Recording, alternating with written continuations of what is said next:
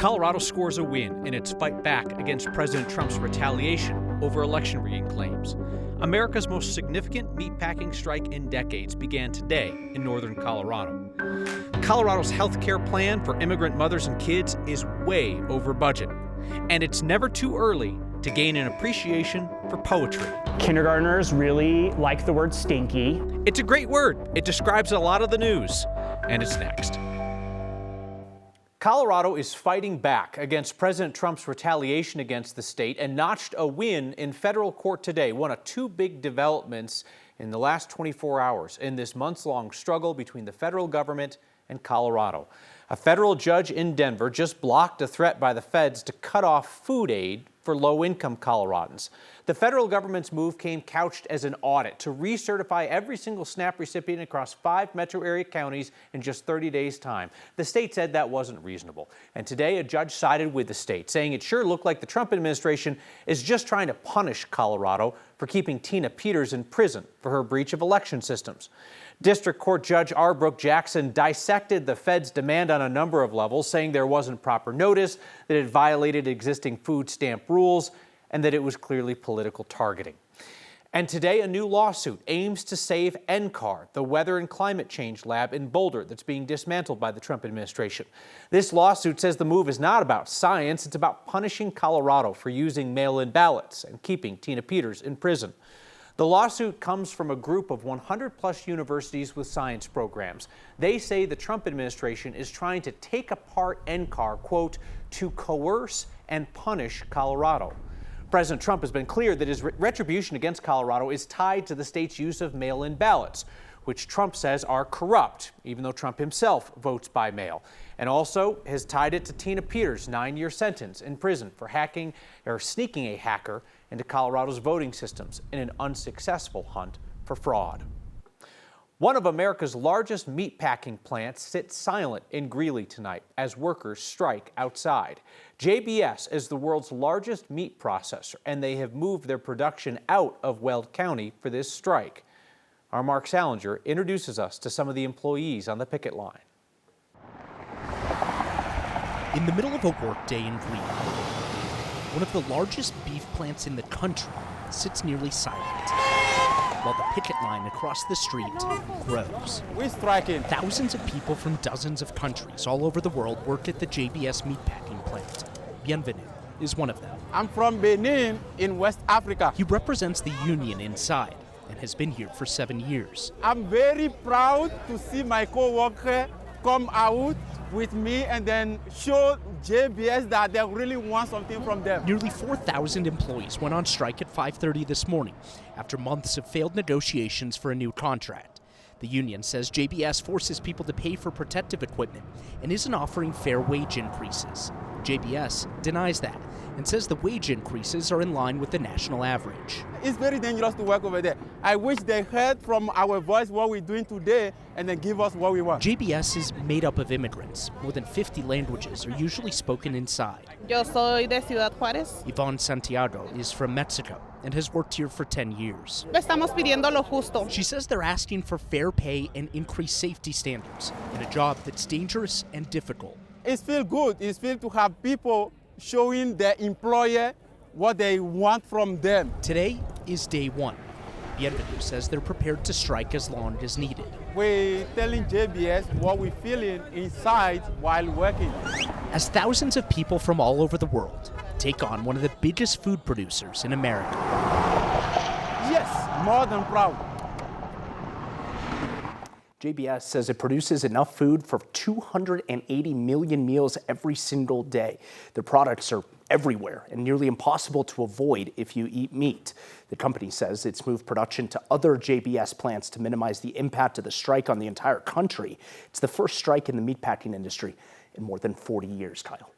More than 40 years. So when we look back on that last strike, Long-lasting, impactful? 1985 in Minnesota. It lasted 13 months, and the National Guard even had to be called in. That's not to say that this one's going to last 13 months. We're going to call in the National Guard for this, but this is day one.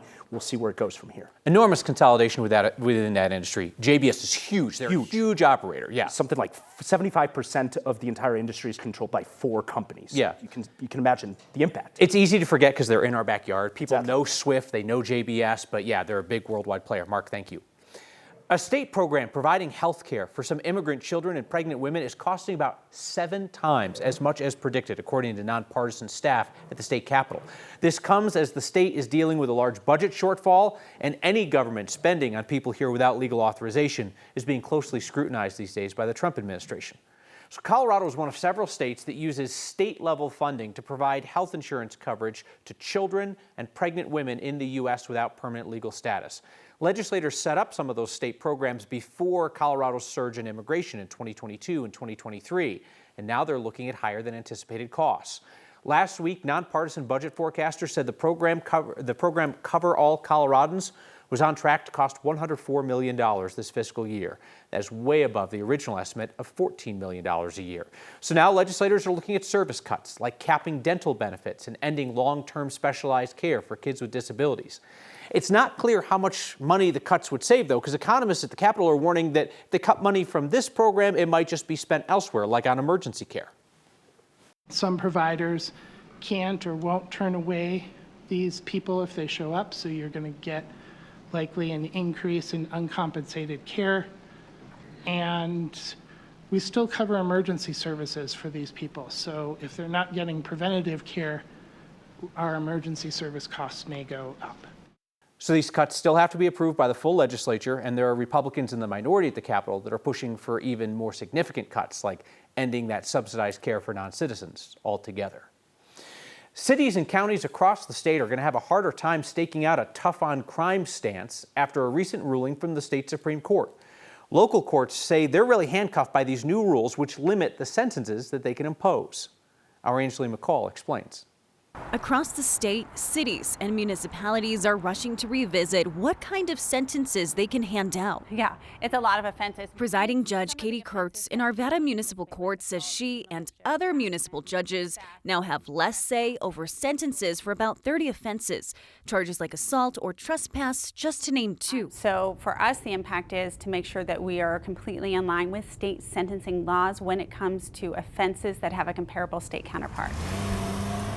It all stems from a state Supreme Court ruling coming down in December. But since the Supreme Court ruling has come down, now we are limited to what's in the state code. The city of Aurora was part of that litigation, along with city attorney Pete Schulte. I mean, the city council at the time was looking at what was really the crime that was driving, our citizens to feel victimized. And it was one of those deals. Aurora City Council had imposed harsher penalties for certain crimes, retail and auto theft, that Schulte says became too frequent. We really hit hard, our city council did at the time, hit hard to increase those penalties.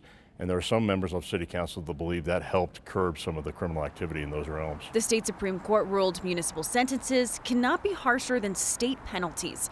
Critics say it takes away local authority. In these particular cases, I do think making sure that we are enforcing the city codes that we have passed, the city council has passed, and holding people accountable can help deter crime. Aurora is already revisiting their municipal code for sentencing. Denver just started the conversation. We did look at our entire municipal code, and I believe it took the city attorneys about a year to completely revise it. In Arvada, the process was time-consuming, a process cities across Colorado will have to take on too. It was pretty intensive. Part of this conversation is also some people worrying this will mean municipalities would rather funnel cases to the state rather than take them on at the local level if they're no longer allowed to sentence at their own local discretion. Kyle. So explain that to me. So some municipalities will prosecute those municipal crimes at the local level, and then some others just say it costs too much for us to do that? Yeah, there are some municipalities that choose not to do criminal offenses, so they'll stick to things like traffic, animal offenses, or zoning. Now, for the city of Aurora, as an example, it's about $7 million per year to prosecute these municipal criminal offenses, 2,000 cases per year. So you can imagine that some, municipalities who don't really love this, that they don't like, not having authority on it, could just say, we don't really want to deal with this, and just say, state, if you want to prosecute, then that's on you. Here are your cases. Angela McCall, thank you.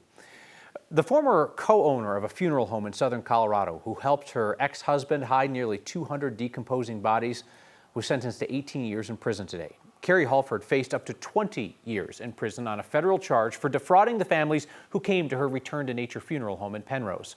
Carrie and her husband John often gave families urns of concrete mix, claiming that those were cremains. They also defrauded the federal government of nearly $900,000 in pandemic relief funds. Carrie faces up to 35 years in prison for state charges of abusing a corpse. Her ex-husband's already been sentenced to 20 years on federal charges, 40 years on state charges. They'll be served at the same time.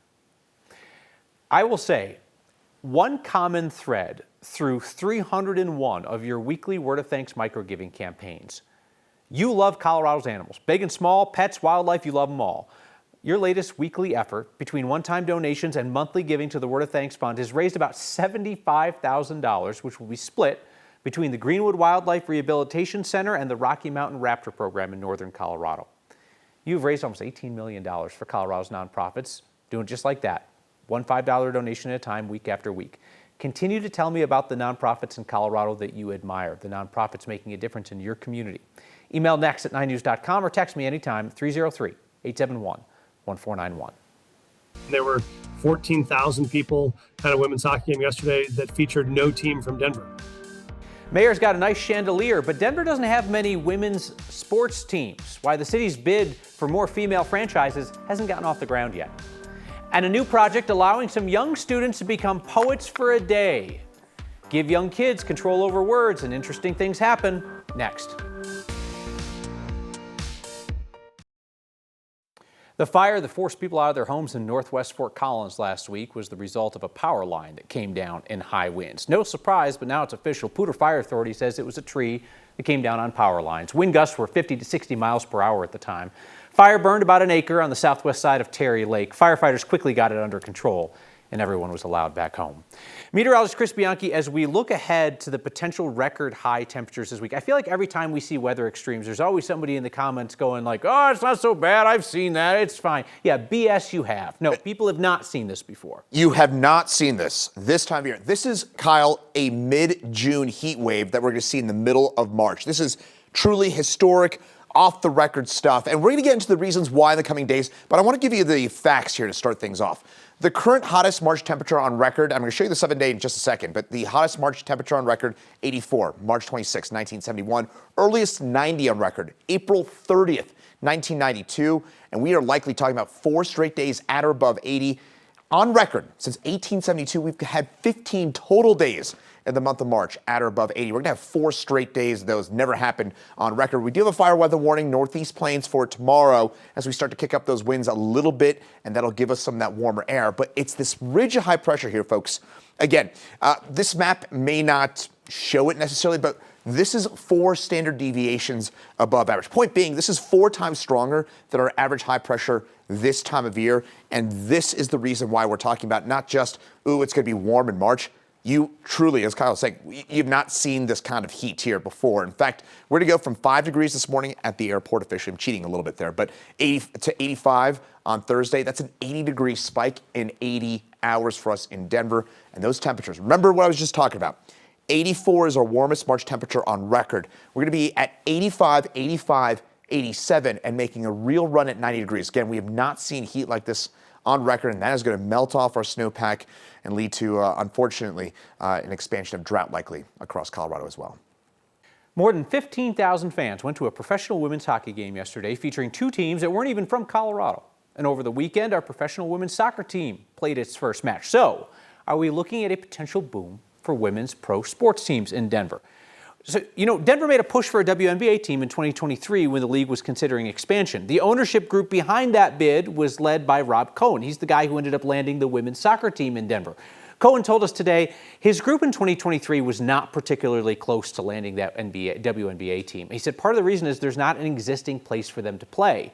He said that the group showed the WNBA leaders the Coliseum. They pitched playing at Magnus Arena at the University of Denver. No dice. We want something that's a step up from a college level stadium or arena that we have in this marketplace. Ball Arena is fantastic, but Ball Arena is full for most dates. I mean, we already have 3 teams that play there from the Avalanche and the Nuggets and the Mammoth. And then you throw in the concert schedule. Denver Mayor Mike Johnson also told us today he would like to see more women's pro sports teams in town. He says he believes the market here can support it. Again, where's the arena? The mayor pointed to the long-running plans for an eventual 10 to 12,000 seat arena at the National Western Complex. It does not exist today. There is no funding set aside for it. Perhaps you remember former Mayor Hancock put up a bond project for that, and voters said no. How cool is it that your first introduction to something, you also are able to do it? They can barely read and write, but for the day, they were poets. Kindergartners show us their work. And a reminder, you can catch Next streaming each weeknight, 6 p.m. on 9 News Plus, and Next is a podcast each weeknight wherever you get those. Inside kindergarten classrooms across Denver, students are learning that poetry isn't just something that you read or listen to, it's something they create. Our Byron Reed has that.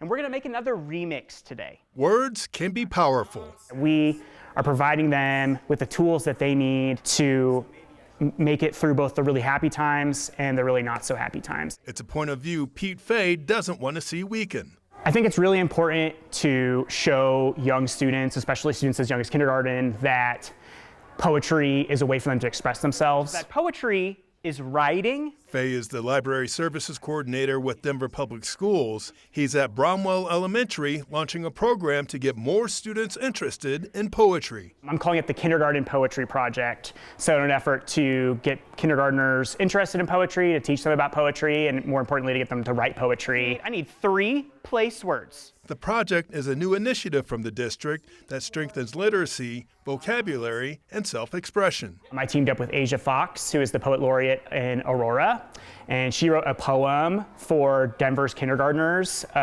earlier this fall. And I have been going across the city to kindergarten classrooms, and we've been remixing Asia's poem, which is called How a Thought Works. All right, let's write it. Fay's been traveling across the district helping students break down a poem and rebuild it with their own words. So I think I have done this with 12 classes and 6 different schools. We were talking about poetry. The program is helping students like 6-year-old Maggie Geisler Kind of. script literary stanzas with their classmates that make them laugh. That it's short and it sometimes doesn't make sense. How cool is it that your first introduction to something, you also are able to do it? Fay hopes the program helps students express themselves while building strong self-confidence along the way. We're just giving them one other tool for their toolbox, for them to be their creative selves and for them just to be their own self. For Next, thank you for being such great poets. I'm Byron Reed. As a parent of a kindergartner, I'm imagining a lot of it is just keeping the potty words out. Yeah. So many potty words. So many potty words. Back with your feedback, which may have potty words. Next.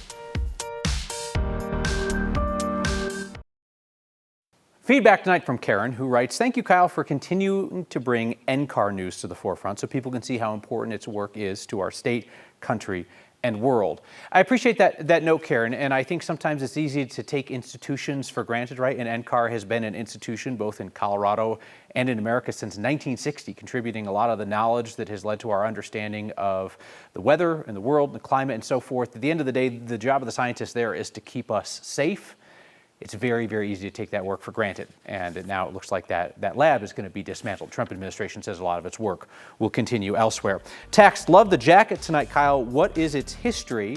It looks old. It's relatively new. It reminds me of a couch my family had in the 80s.